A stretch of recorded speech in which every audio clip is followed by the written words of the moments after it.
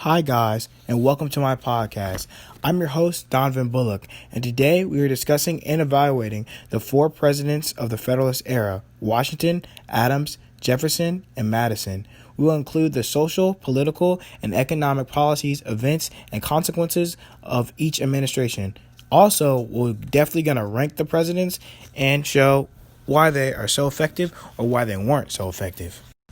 Of course, starting today's list is the one, the only, the number one, George Washington, the very first president of this great nation, the United States of America. I believe George Washington deserves the top spot for everything he has done for this country and setting what a president should really be. He stepped into an unknown role and not only filled it, but defined it for generations to come. Washington might not have been the smartest or the most with the most knowledge, or even had a sort of higher formal education, but he had the ability to inspire others. And whenever he walked into a room, you knew it. Whenever he walked into the room, he commanded respect.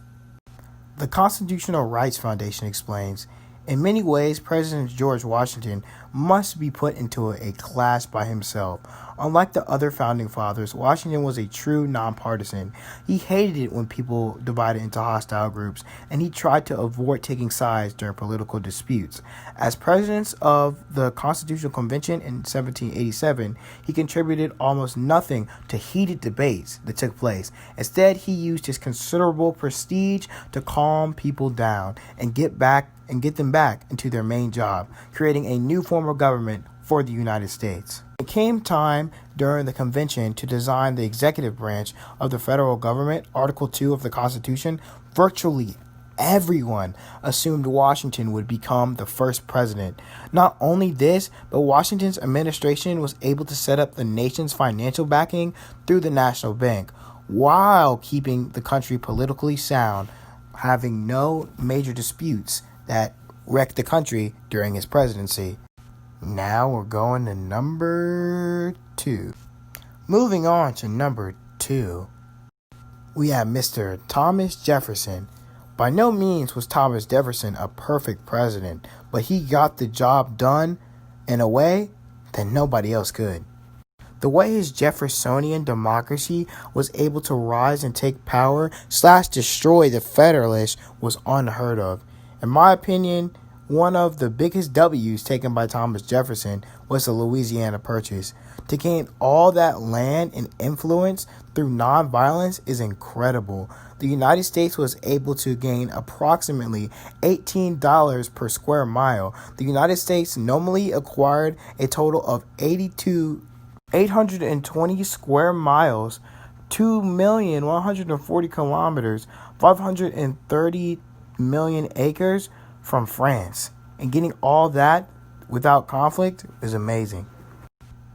Although, with his economic growth, Jefferson's biggest failure was the Embargo Act.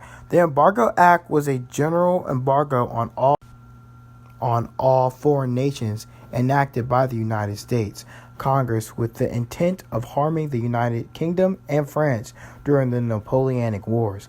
However, all it did was hurt Americans' export, import, and trade, and economy took a big hit in the North.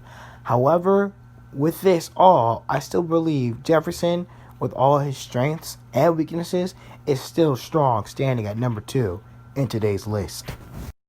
Next on today's list, the big number 3, James Madison. History.com states, despite the challenges he encountered during his presidency, Madison was respected as a great thinker, communicator, and statesman. When you look at Madison's presidency, you really have to look at the War of 1812. In said war, many people / countries got affected, although since today's topic is about the United States presidency, we will be talking about on how the United States got affected and focus on the major consequences for our great nation. In the Madison administration in the War of 1812, most of America took no hard losses. However, Tecumseh and the Tecumseh Federation took a huge loss, being obliterated completely, and was completely broken down and defeated. However, the rest of the United States was looking up. They had a huge victory in the Battle of New Orleans. And in the Battle of New Orleans, we can see the rise of Andrew Jackson, where Andrew Jackson completely destroyed the British and obliterated them. And through the Battle of New Orleans, we can see a sense of national pride emerging. And this brings us to the Treaty of Ghent in 1814, which marked the end of the war and marked the last conflict between the British and the United States. Lastly, we have the fourth and final spot goes to John Adams. Just because John Adams is the fourth doesn't mean he was not a good president. There just has been too many mistakes in his presidency to put him over the other three. We will start at the negatives of his presidency and then go on the positives. Adams was very and fiercely criticized for signing the Alien and Sedition Acts. He never advocated for their passage, nor personally implemented them, and he pardoned the instigators of Fry's Rebellion. However, all that is true, the public did not take this too lightly at all. That's why he was criticized for and blamed for a lot of these actions. The Alien Sedition Acts were passed by the Federalist Congress in 1798 and signed into law by President Adams.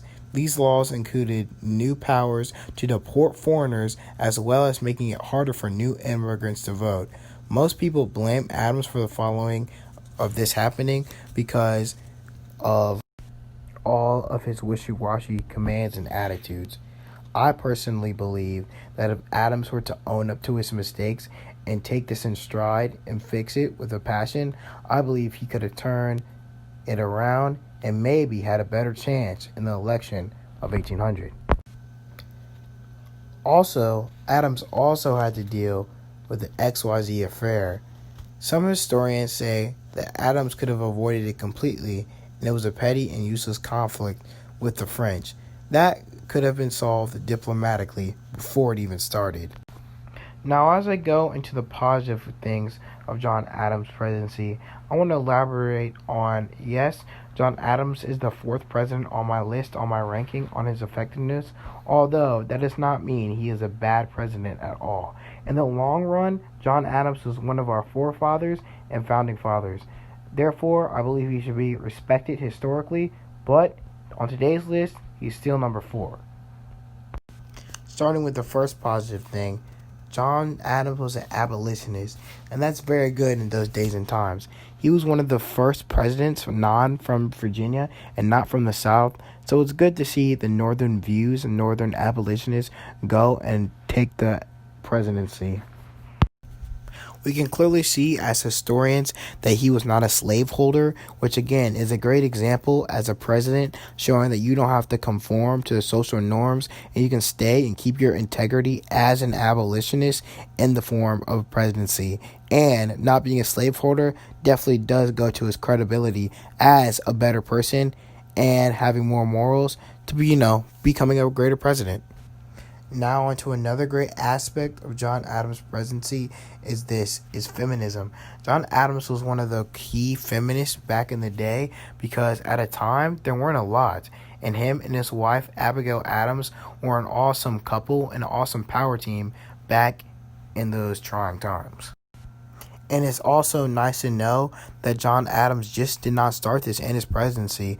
We can see in times before the Revolution and during the Revolution how him and the Sons of Liberty and Abigail Adams as the Daughters of Liberty come together and show that yes, men and women can work together in this new world and should be looked at equally and have great parts that they can do together and separately to, form a better United States of America.